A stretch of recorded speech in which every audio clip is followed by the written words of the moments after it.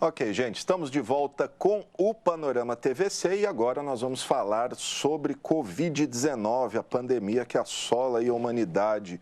Isso porque a Unesp aqui de São José do Rio Preto, o IBILSE, né, tem um trabalho de pesquisa aí sobre nova variante do coronavírus. E sobre isso, vamos conversar agora com as pesquisadoras, virologistas, doutoras Cíntia Bittar e Paula Reihal. Elas estão aqui comigo no Zoom. Tudo bem, doutoras? Tudo, boa tarde a todos. Legal. Boa tarde. Muito obrigado por atender a gente aqui, para falar sobre esse trabalho de pesquisa. Eu começo com a doutora Cíntia. Doutora, faz um apanhado, o que exatamente as senhoras estão pesquisando? É uma variante, são mais?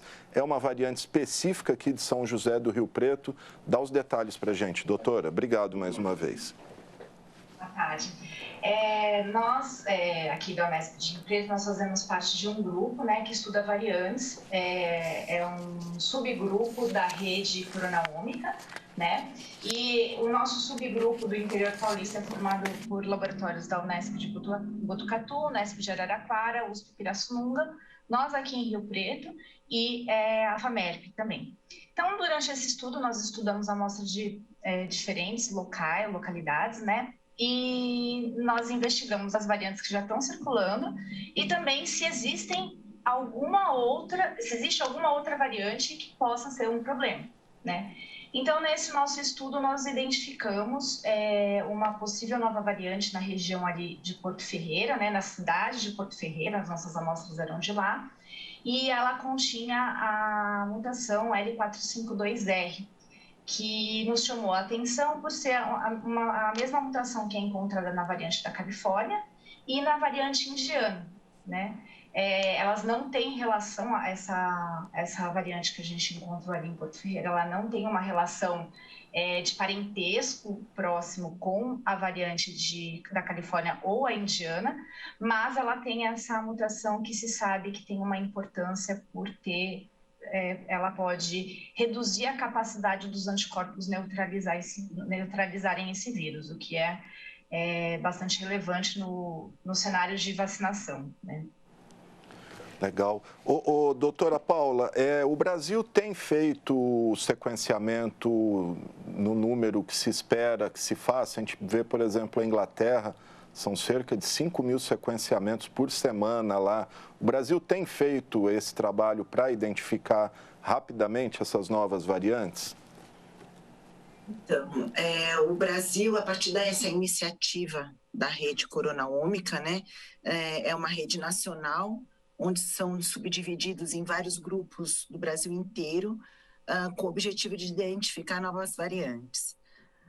No estado de São Paulo, nós temos, além da coronaômica, nós temos o Adolfo Lutz, que também está fazendo o mesmo trabalho, e o Butantan também tem feito o mesmo trabalho no estado de São Paulo.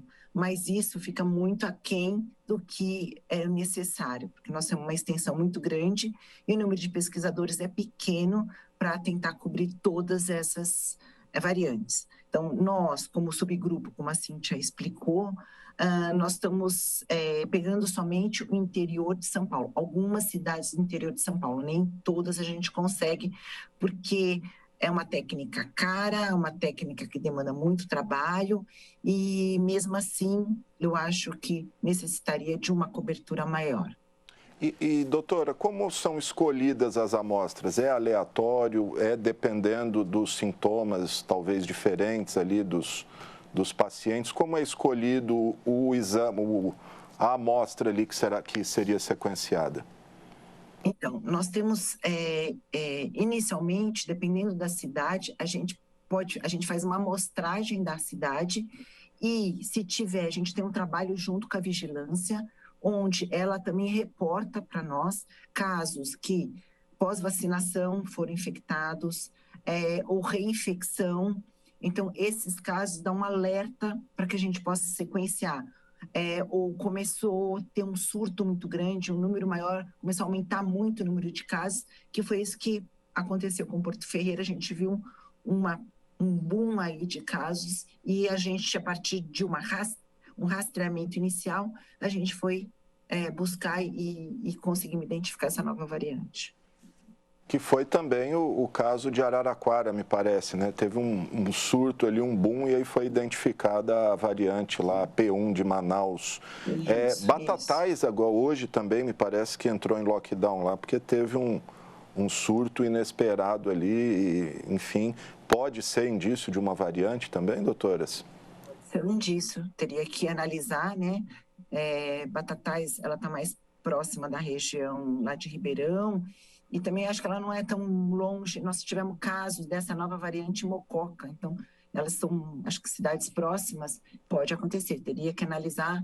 Ela está sob, eu acho que é o pessoal do Adolfo Lutz ou da USP Ribeirão Batatais. Ok.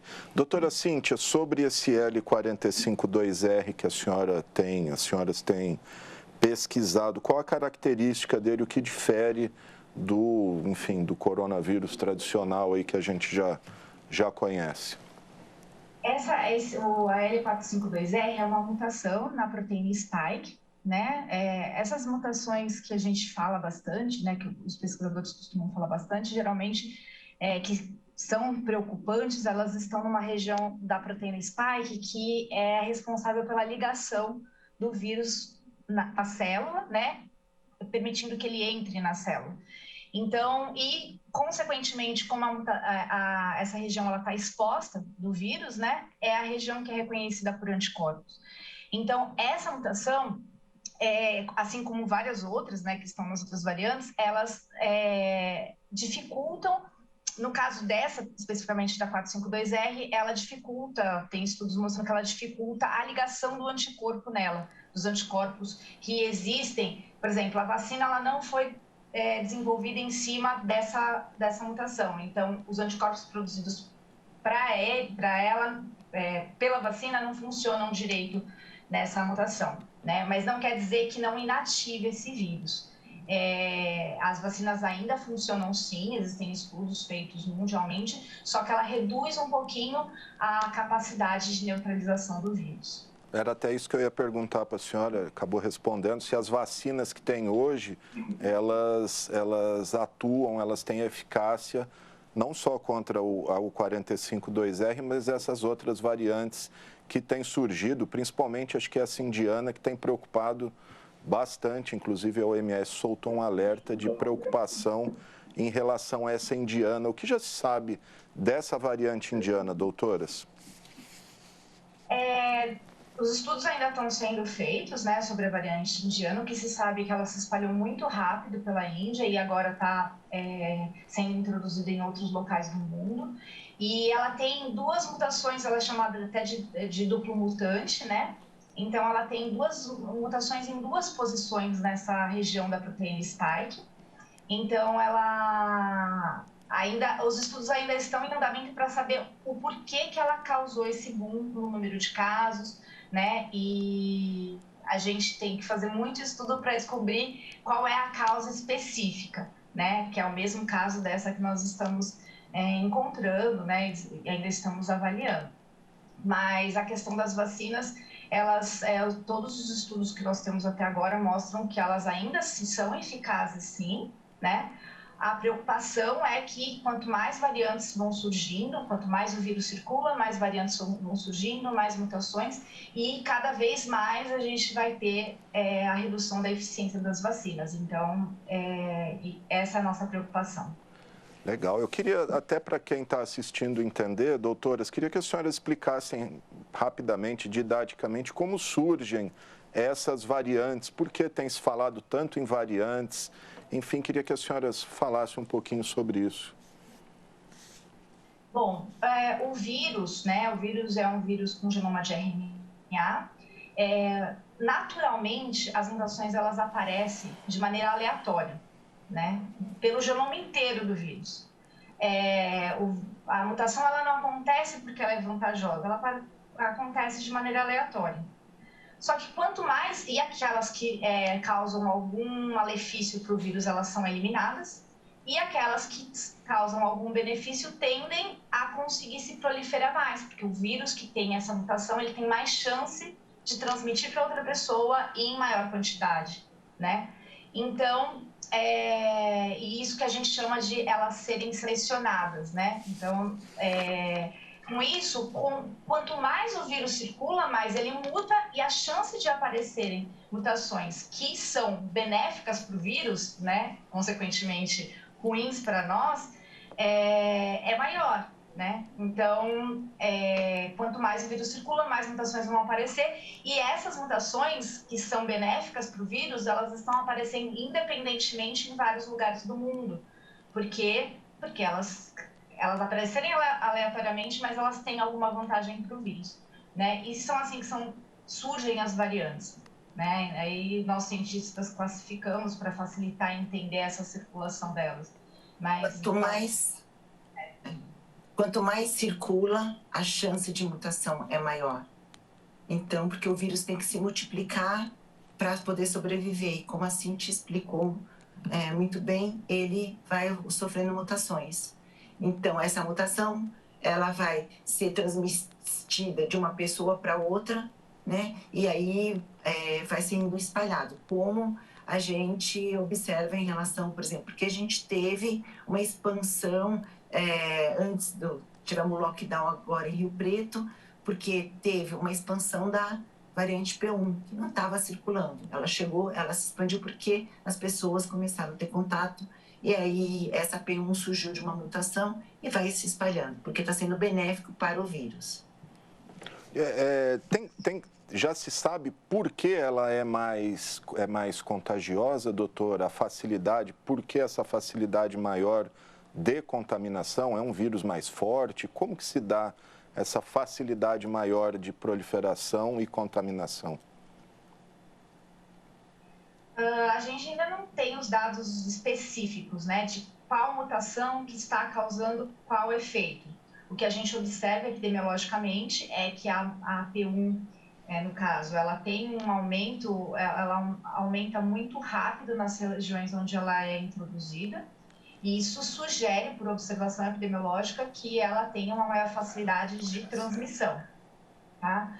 A gente não sabe se isso é porque o vírus replica mais, porque ele tem maior facilidade de entrar na célula, porque ele tem mais facilidade de produzir outros vírus. Então, esses detalhezinhos a gente não sabe.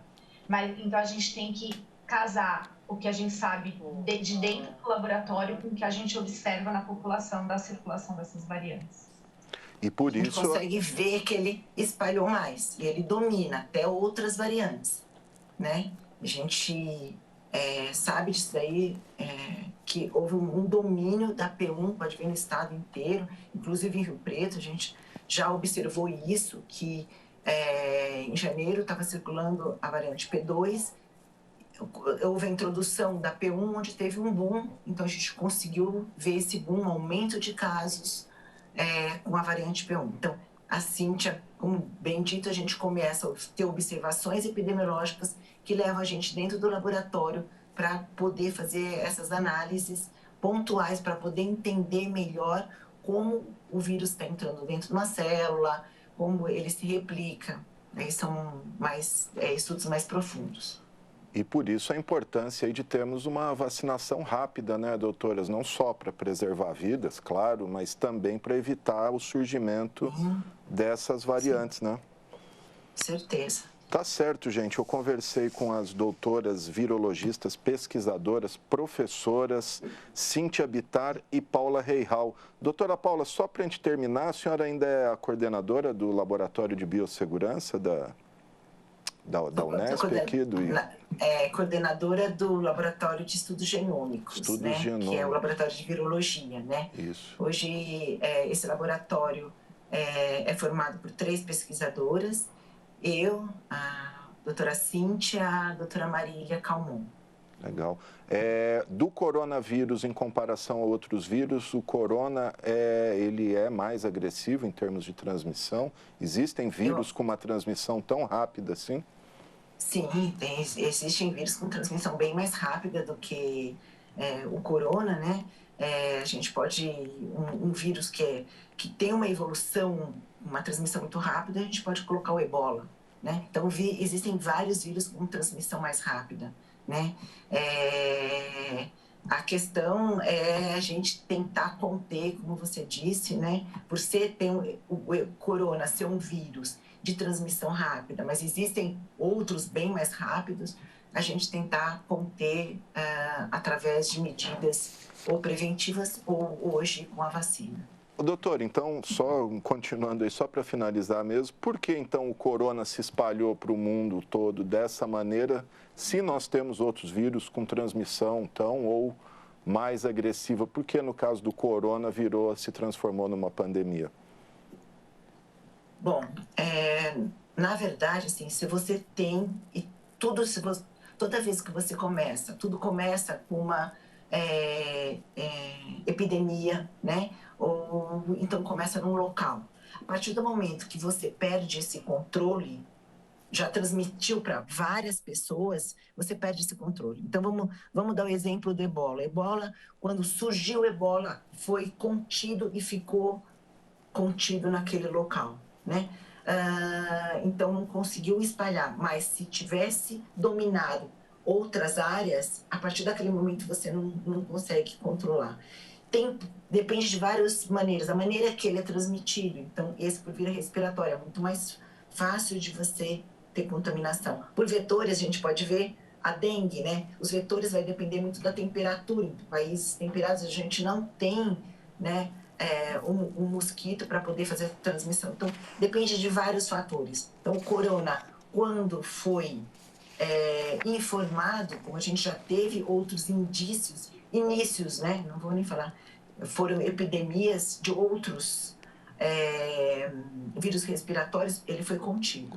Né? Por isso que existe o que a gente chama de vigilância epidemiológica. A gente sempre observa se está surgindo um novo vírus e, a partir daquele momento, você tem que conter. Medidas preventivas são importantes para isso. Desculpa, a doutora Cíntia ia falar alguma coisa? Isso que a Paula falou é muito importante com relação à vigilância epidemiológica. Porque um dos motivos, né, também que o vírus conseguiu se espalhar tão rápido é que o tempo de infecção assintomática dele é longo. E a quantidade de pessoas assintomáticas é alta também. Então, até ele ser detectado naquela pessoa, ela já conseguiu transmitir para muita gente. Né? Por isso que a gente fala tanto do isolamento, do distanciamento, só sair quando for realmente necessário, né? A gente entende que está todo mundo cansado, mas é importante por causa disso, porque a hora que você sabe que você está infectado, você já infectou mais 10. Então, isso é muito importante. E a vigilância epidemiológica é algo que, isso é uma questão mundial, que é muito importante para contenção não só do coronavírus, como dos próximos que certamente virão, né? Então, a gente precisa, se houver um sistema de vigilância que detecte mesmo pacientes assintomáticos, uma triagem, ou poucos sintomáticos, você detecta onde está o vírus, você consegue traçar as medidas tanto de portos e aeroportos, né? Colocar barreiras ou testagem, como vários países fizeram, né, depois que o corona foi descoberto. Só que quando ele foi levado a sério, né, nessa questão de que realmente vai ser um problema, ele já estava muito disseminado pelo mundo, né, já tinha sido introduzido na Europa, então isso que dificultou. Tá certo. Doutora, para a gente finalizar mesmo, essa questão do bloqueio que a senhora falou, o Brasil já está proibido voos do Brasil para a maioria dos países aí do mundo, mas o Brasil não proibiu voo de nenhum lugar. Inclusive, estava até vendo um debate sobre a questão da variante indiana, que o Brasil recebe pelo menos 5 voos oriundos da Índia por dia no Brasil, sem qualquer controle, testagem, etc. O Brasil deveria ser mais rigoroso nessa entrada de estrangeiros, principalmente nesse período? Com certeza. Já a gente teria que ter um controle maior de entrada, né? Como espalhou, e você pode ver a última avaliação. Não tem quarentena, nada, né? As pessoas chegam do estrangeiro aqui então, não já. tem quarentena, pode ter sua vida. E lógico, como é um vírus assintomático, não quer aquela medida de medir temperatura não quer dizer que ela não está carregando o vírus. Muitas pessoas sintomáticas não têm nem febre. Então, a gente deveria ter medidas mais rígidas para a entrada no país, com certeza, coisas que poderiam estar evitando muitos problemas que a gente está tendo, como a variante britânica, né? Nós estamos com uma cidade no interior de São Paulo, onde tem um predomínio, de variante britânica. Tá certo, gente. Então, a gente teria estaríamos numa condição um pouco melhor. É isso aí, tá aí a palavra das pesquisadoras Cíntia Bittar e Paula Reihal, do IBILSE Unesp aqui de São José do Rio Preto, a quem eu agradeço. Se quiserem falar mais alguma coisa, fica à vontade, doutoras. Agradecer pelo espaço, né, e que eu acho que é importante ouvir um pouquinho do que a gente está fazendo aqui em benefício da população. Tá Boa certo. tarde. Obrigado, viu, doutora Paula? Agradecer o espaço aí e a gente está à disposição da população. A universidade, a Unesp está sempre podendo colaborar e divulgar o nosso trabalho. Tá certo, gente. Muito obrigado às duas pesquisadoras, cientistas, Cíntia Bittar e Paula Reihal, do IBILSE Unesp, falando um pouquinho do trabalho delas no sequenciamento dessa variante aí que está em pesquisa e de outros assuntos ligados ao coronavírus.